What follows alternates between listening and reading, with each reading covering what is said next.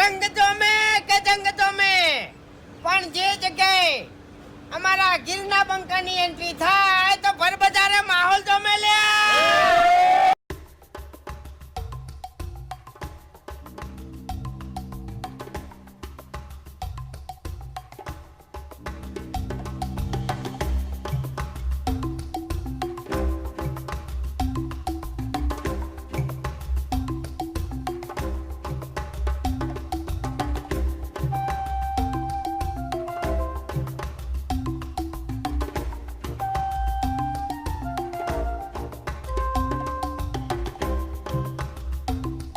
આ સફર ધીમે ધીમે મસ્તી, ડર, જંગલના રહસ્યો અને મિત્રતાની એવી યાદગાર વાર્તામાં બદલાઈ જશે તો કોઈને તેઓ આખી જિંદગી ભૂલી નહીં શકે. સવારની ગાઈડ વારંવાર સમજાવતો હતો કે અહીં દરેક અવાજનો એક અર્થ હોય છે અને જંગલમાં શાંતિ રાખવી ખૂબ જરૂરી છે. થોડા સમય પછી જંગલની અંદરથી હરણના અવાજ સંભળાયા, ઝાડીઓમાં હલચલ થઈ અને બધાની નજર એક જ દિશામાં અટકી ગઈ. દરેકના મનમાં એક જ સવાલ હતો, શું સિંહ નજીક છે? ગીરનું જંગલ ક્યારેય સરળ જવાબ આપતું નથી. અહીં ક્યારેક પવન પણ માણસને ડરાવી દે છે, કારણ કે આ જંગલમાં દરેક પ્રાણી જીવવા માટે લડી રહ્યું છે. ખાસ કરીને હરણ, જેને દરેક પળે શિકારીનો ડર રહે છે. પરંતુ સિંહ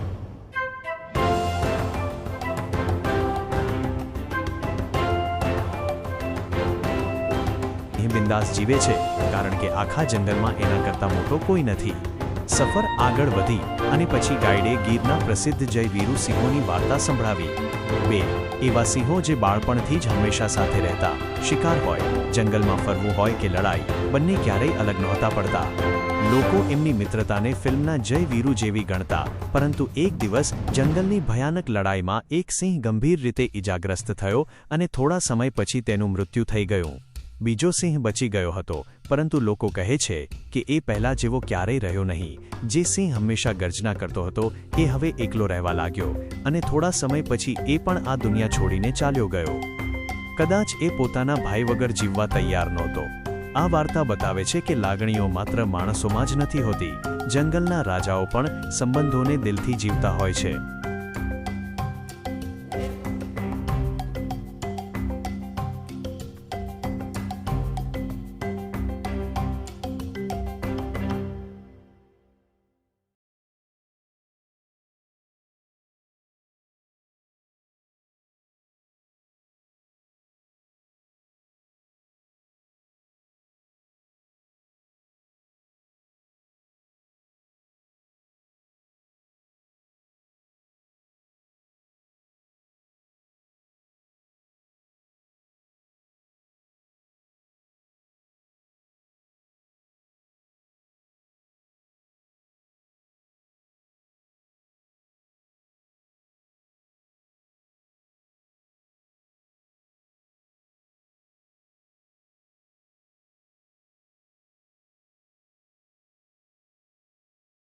સુખમાં એને એવું થયું હોય કે ભાઈ હવે મારી જિંદગીમાં બાળપણથી જે ભાઈની સાથે રહ્યો છું, જો એ ભાઈ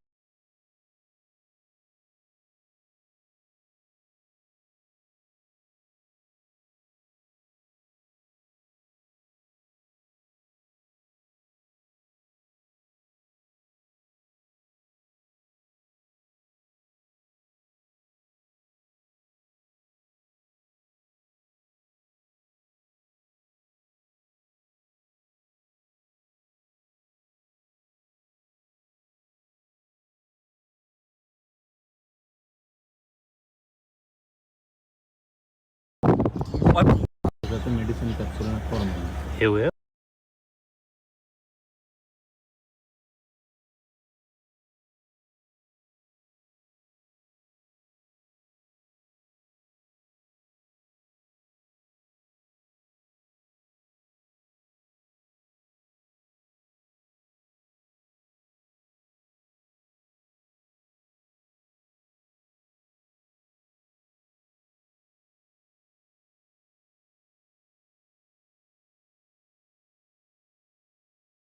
સફર આગળ વધી અને ટીમ પાણીના સ્ત્રોત પાસે પહોંચી, જ્યાં મગરો, પક્ષીઓ અને અનેક પ્રાણીઓનું જીવન આ પાણી પર નિર્ભર છે.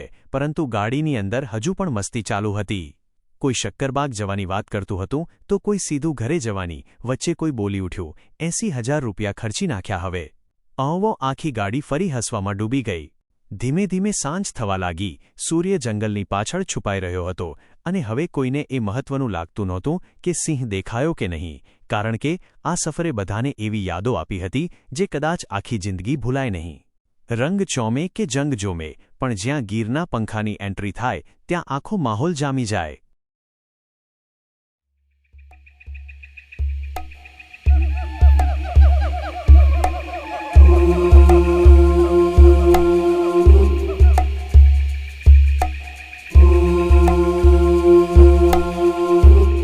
પૂનમની રાતે ખાસ વસ્તુ